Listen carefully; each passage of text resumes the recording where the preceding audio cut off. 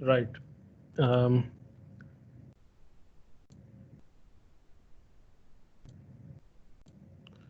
this is lecture number 4. Let's continue. Just to review what we learned in previous lecture. In previous class, we discussed three-dimensional force vector. How can we convert a scalar force into a vector force in 2D as well as in 3 dimension, and how to figure out the magnitude and resultant of a force when you have a set of forces using the Cartesian vector in 3 dimension. And then we discuss position vector both in 2 dimension as well as 3 dimension, and what is the application of the position vector, how can we figure out when the coordinates are given or when the three angles alpha, beta and gamma are given. So that was the discussion of previous class. Now let's continue. In this class, first of all, we'll discuss force vector directed along a line.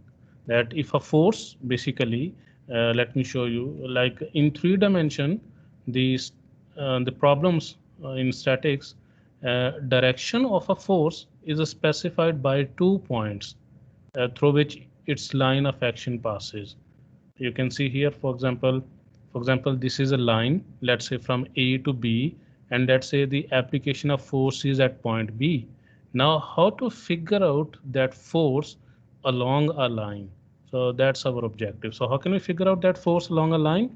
We need basically uh, a unit vector, right? We need a unit vector. And how can we figure out that unit vector? We can figure out that unit vector from this position vector. Now here is A, B. So that means basically we need a position vector R, B slash A. R, B slash A mean the position of point B with reference to A. And then, I mean, if you have that position vector, we can divide with its magnitude, right? B slash A is magnitude, and that will give you a unit vector. So then once we have this unit vector, then we can figure out the force directed along this line.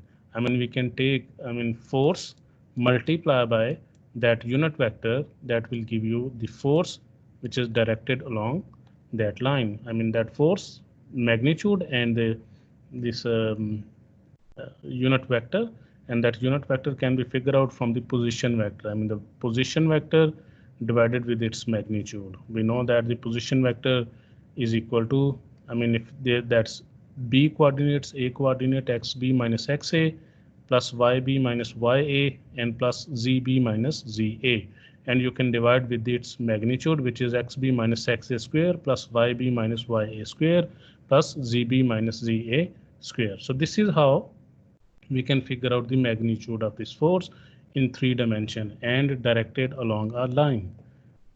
I mean, practically, if you see the application of that force which is directed along a line, you can see here is a very big ship, and that big ship is, I mean, tied over that sport.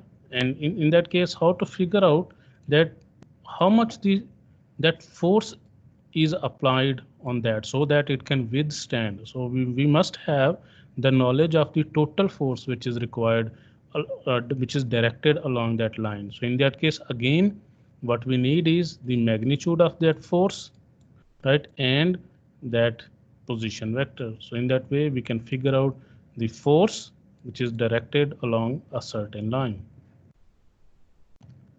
Right? For example, you can see in this numerical problem that a man is basically, let's say, pulling a ring or a cord, and it's applying a force of 70 pound. Let's say the force is a 70 pound.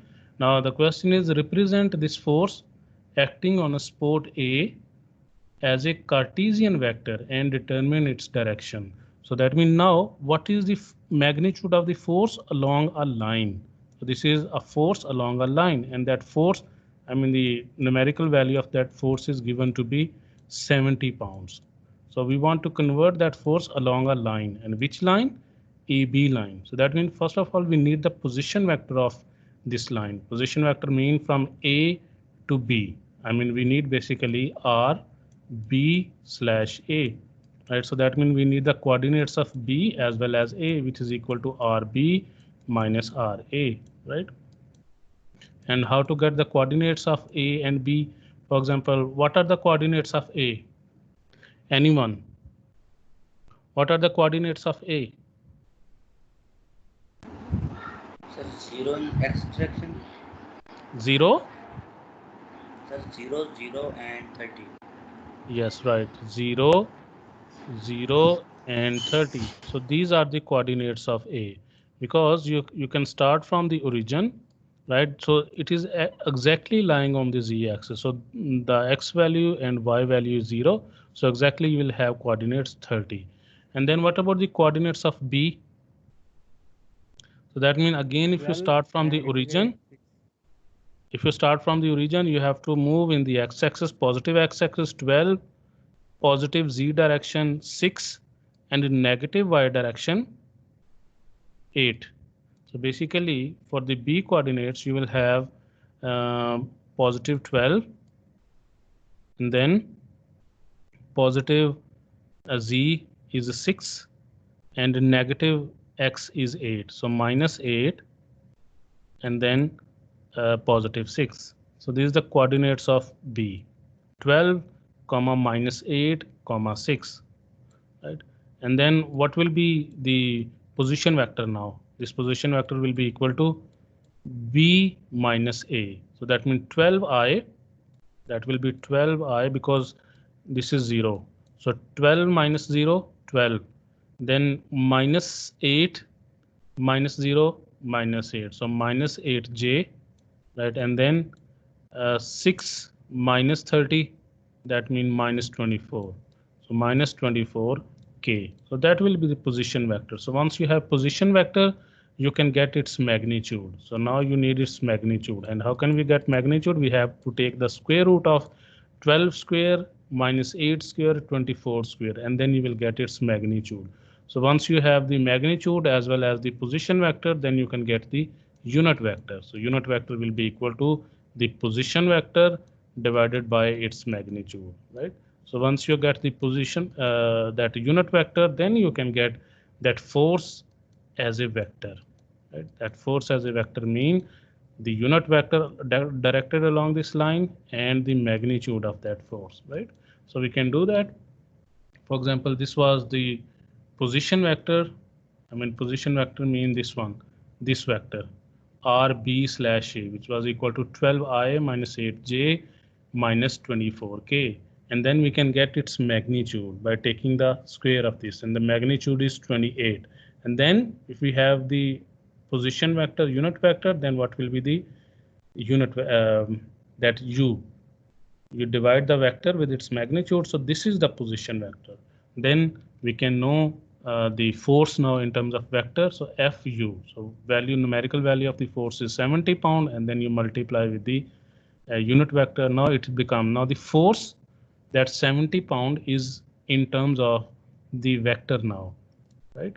So this is in terms of the vector. Now can we get angles? Alpha, beta, gamma, I mean the component of the force is making how much angle with the x-axis, y-axis, and z-axis. What will be the value of cos alpha? What is the value of cos alpha?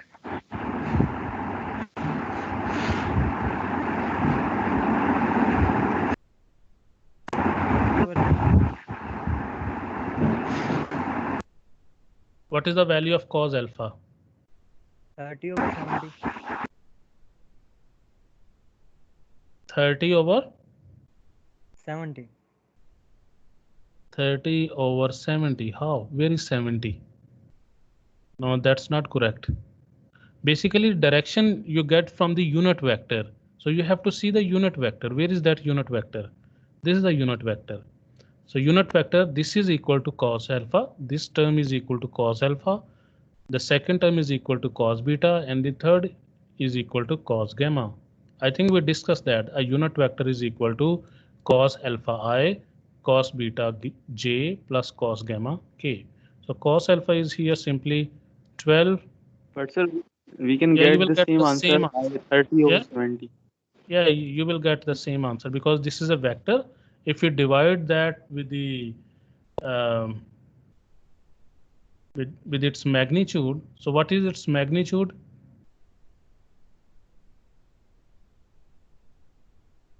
$70. 70. So you mean the 30 divided by 70. Get the same answer? Yes, sir. Both are 2 by 7. Both answers are same, right?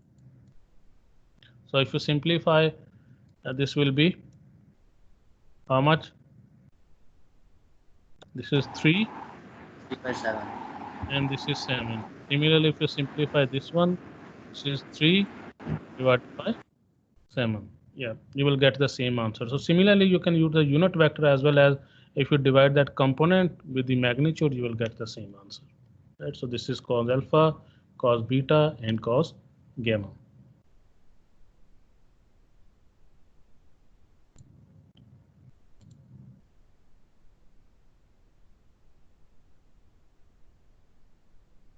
Right. Let's try to solve this numerical problem. Now, can you attempt this problem? Please try to solve yourself. Try to solve. Let's solve together. Now, in this problem, a tower is held in a place by 3 cables. So this is a tower. So this tower is held in place using 3 cables. One is DC, and then DA, and then DB. Then determine the magnitude and coordinate direction angle alpha, beta, gamma of the resultant force. So out of these 3 forces, what is the resultant force, and then what is the angle of the resultant force?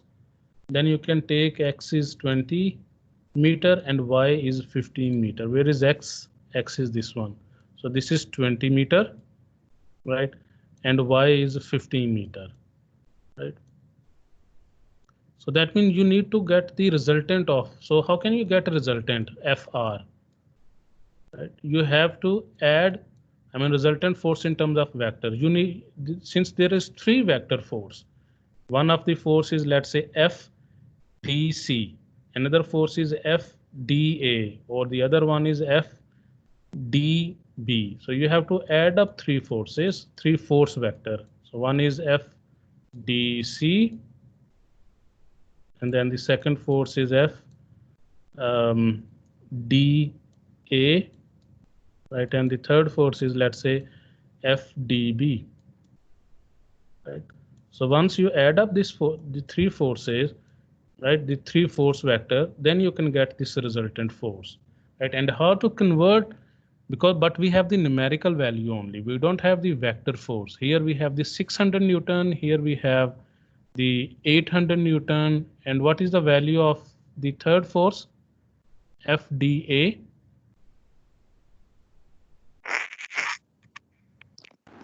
$400. Yeah, 400. So 3 forces are given, right? And how to convert each force first, each force into a vector force. So that means this force basically can be converted into vector force if we know this unit vector, because unit vector, we need to convert this force into a vector force. So that means we need unit vector DC, right? Similarly, we need a unit name, not DC, C slash, this should be U C slash D, right? This should be C slash D, and C slash D mean C minus D. Similarly, we need a unit vector for this force, which is unit vector mean U A slash D, right? A slash D. Similarly, for this force, we need a unit vector U B slash D, right? So basically, we need the coordinates of each point, right? If we can know the coordinates of each point, then the remaining is the subtraction, like C minus D, then you will get a unit vector. So what are the coordinates of D? Coordinates of D is, it lies exactly at a height of how much? 24 meter. So 0, 0, 24, right? And similarly, what is the coordinates of C? You start from the origin. How much is this one? 16 meter in the positive x-axis direction.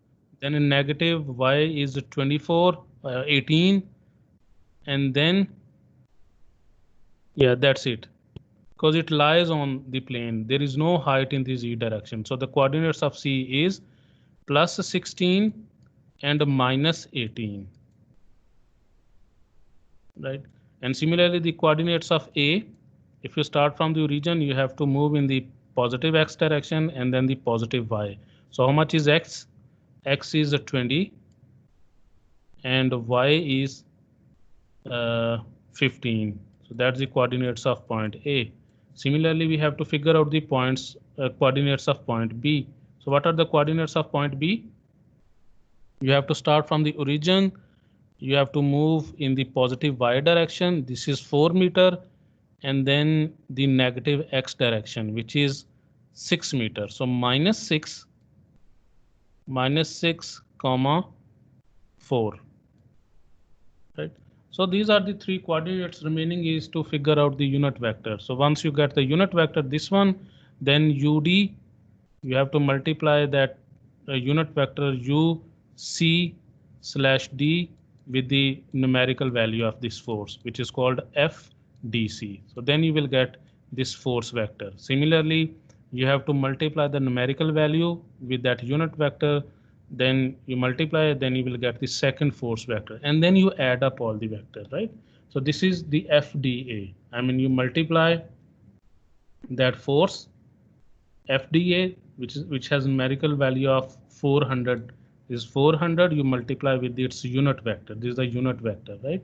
And you know how to get that unit vector, right? Right? You know how to get the unit vector, right? Unit vector how? Position vector.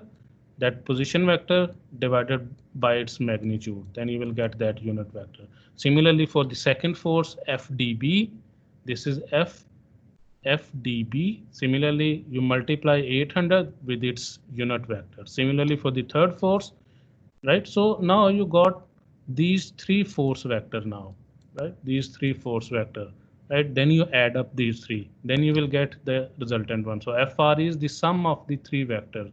Once you add up, and then its magnitude of the resultant can be calculated by this square, this square, this square, and then the square root. So we have now the magnitude, the resultant force vector as well as its magnitude.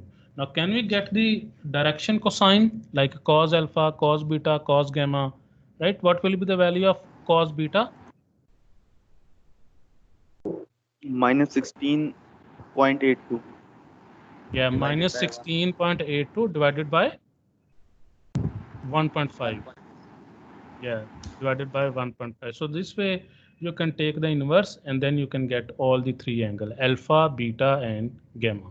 So I hope you understand how to solve that, right? Now the last topic in chapter 2 is dot product or the scalar product, right? I think you are familiar with the dot product or scalar product. You are studying this from your high school as well, right? For example, Yes, the dot product or scalar product mean if you have two vector, let's say vector A and B, and they are joining together through an angle theta, then the dot or scalar product mean, I mean A dot B or B dot A mean the magnitude of A, magnitude of B times the cosine of the angle between them. So this is called the dot product. I mean, if you take the mathematically dot product, like every vector in 3 dimension has 3 component, like A has 3 component, AXI, AYJ, and AZK. Similarly, B vector has 3 component, right? So if you simplify this, and finally you will get AX BX plus AY BY plus AZ BZ. And you know that, I mean, in dot product, the Cartesian vector I dot I is equal to 1. Similarly, J dot J is equal to 1. Similarly, K dot K is equal to 1. All other Cartesian vector, they are equal to 0. So that's why only these components are there in the, I mean, same component, AX, BX, AY, BY, right? So that dot product has the magnitude only. That means magnitude mean only the scalar value only. I mean, if the result of the two vector is a scalar quantity, we also call that scalar product, right?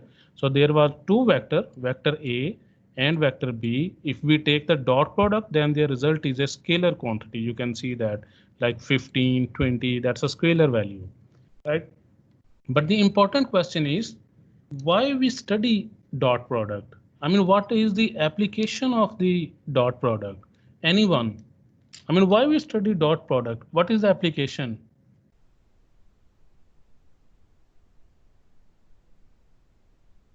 What do you think? What is the application of dot product?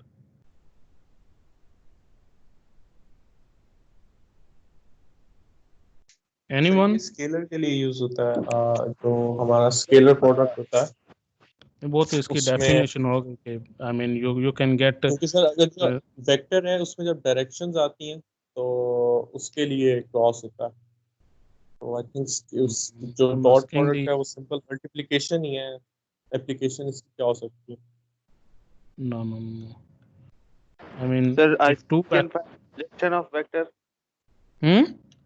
Projection for the projection of vector. No, basically the first application of the dot product is that if there are two vectors, let's say A and B, and they are connected, then we can figure out the angle between the two vectors using the dot product. That's the first application. Like there are two vectors, let's say A and B, then we can figure out the angle between these two vectors. Let's say that angle is theta, so we can figure out the angle between two vectors using the dot product. This is one of the first application. For example, let's say this is a vector which is directed along, because unit vector is a vector. Let's say this is directed along this rope, and there is another vector which is acting along, let's say I beam. Let's say that vector is UB. So if there are two vector and we are interested to figure out the angle between these two vector, then we can use a dot product. And we know that UB dot UR is equal to, it has unit vector has magnitude 1, similarly next vector has magnitude 1, and then cos theta. So here we can figure out the angle between the two vectors. There could be A vector, there could be B vector, but here I'm just taking example of two unit vectors, right? So this is the first application that a dot product is used to figure out the angle between the two vectors which are connected together through any angle, theta, phi, or any other angle, right? And then the second major application of the dot product or scalar product is to figure out some components of that vector parallel and perpendicular to a certain axis. I mean, you can figure out the component of that force along any axis by using that dot product. For example, if you simplify that, let's say this is a vector A, and that vector is making an angle theta, let's say with axis A axis. I'm not taking X axis. I mean any axis, generic axis A, let's say. And then we know that the component of A, I mean AA is A cos theta, and whereas UA mean now it has become a vector, because if you put a unit vector mean that represent the direction along A axis. Now if we further simplify this will be equal to A cos theta. I mean, this is in vector form. So basically this was the component, this is the component along A axis. So we can figure out the component along A axis by taking the dot product, by taking the dot product of vector A with the unit vector. So this is very interesting application, right? And if you know, I mean, if you want to figure out the component which is perpendicular to this axis, I mean, if you figure out the component along this axis and you want to figure out any component which is perpendicular to that, then we can use the vector addition like A minus AA. So both, one is the component along any axis, so component perpendicular to that axis can be figured out A minus AA. So this is the second application. So for example, just to understand this, let's say to understand this concept, let's say this is a force F. Let's say this is a force F, right? And my concern is to figure out the component of this force, let's say along this axis. I'm interested to figure out the component of this force along this axis. Then what I need is just take dot product of that force with unit vector. But which unit vector? Which is directed along this axis. I mean, if you take u b dot f, right? Then that will give you the component of the force which is directed along this axis. Let's say FB, right? Similarly, let's say I'm interested to figure out the component of this force along this axis. Let's say along this axis. Let's say this axis name is, let's say, A axis, right? So I want to know what is the component of this force. Let's say FA, that's the component of this force F, which is directed along A axis. Then similarly, that will be equal to, we need a unit vector in the direction. Let's say UA. So if we take a dot product of UA with that force, then that will be the component of that force along this axis. Let's say this is a C axis. This is my C axis. So let's say I want to know the component of this force, which is acting along C axis, right? C axis. Then again, I have to take the dot product of UC, unit vector which is acting along with F. Then that will be equal to FC, component of that force which is acting along the axis C.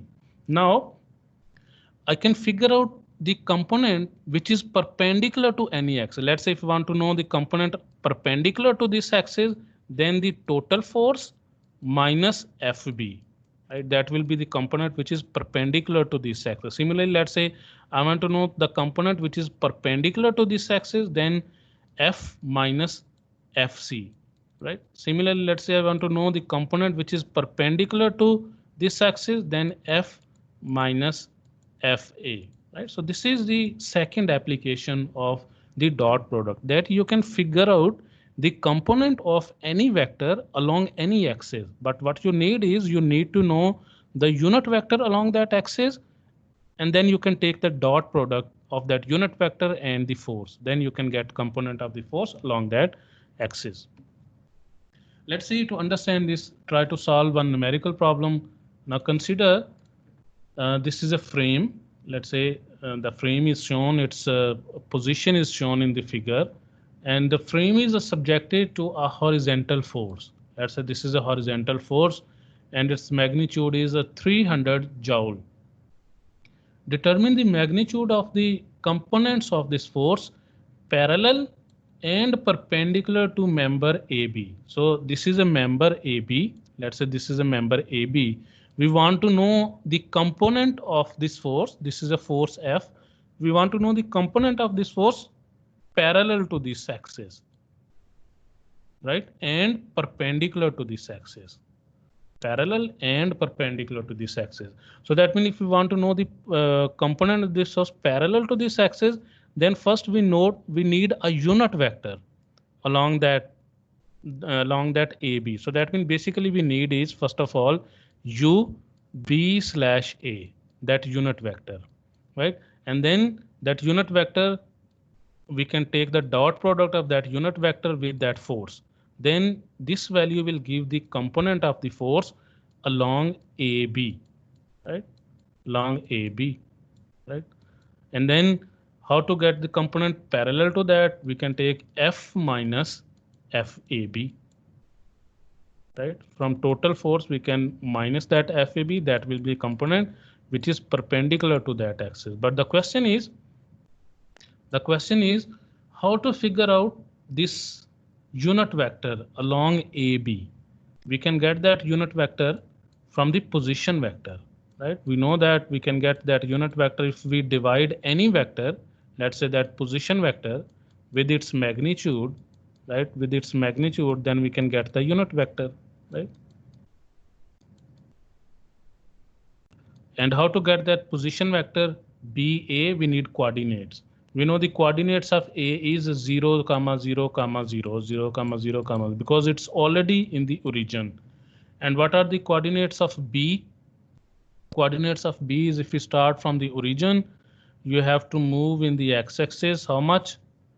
2 meters, and then in the y-axis 6 meters, and then in the z direction 3 meters. So the components of B is 2, 6, then 3, and then comma 3. Right, so these are the coordinates of B. So the position vector of B is very easy. Right, B slash A is very easy. That's B minus A. B minus A mean 2 minus 2, 0, 6 minus 0, 3 minus 0. So very simple. 2i, 6j, 3k. So that's the position vector. And then we need its magnitude. 2 square, 6 square, 3 square, and then you take the square root. Right? So 2 square plus 6 square, right, plus 3 square, and then you take its square root. That would be its magnitude, and then you can figure out this unit vector, right? So that's the unit vector, that you divide that position vector with its magnitude, and you simplify. That's a position vector. Then you can figure out the component along AB. You multiply that take the dot product of that force with that unit vector. So that will be the component along AB. You simplify, that is equal to 257.1 Newton. So because dot product will give you a scalar value. So that's, and how to figure out the component which is perpendicular to that, F minus FAB. So that will be this. If you again you want in the vector form, then FAB that value, and then you have to multiply with the unit vector. That again it will come in the vector form. And then what about the component which is perpendicular? So F minus FAB. So F is 300J minus FAB. So this is FAB. So you subtract, and this is the value of that vector which is perpendicular to that plane. So do you understand? So you got that? Yes, sir. Yes, sir. Right. Okay. So please practice these numerical problem which are related to dot product, as well as the how to figure out the force which is directed along the line. I think we keep up till here. That's the end of chapter 2. In tomorrow's class, we'll start a new chapter, chapter number 3. If you have any question, you can ask me. And you have quiz as well. Today you have one quiz as well. आज का lecture included है quiz में? No, it's not included. Okay, sir. Right? Okay, so I'm sharing. quizzes. Huh? Quiz Sir, as well as आपने assignment session, both. Sir आपने You have today to- का तो आज है या नहीं हाँ। है? आज है, बिल्कुल आज है. कितने बजे आज से? भी है और कल भी होगा. अभी स्टार्ट कर देते हैं.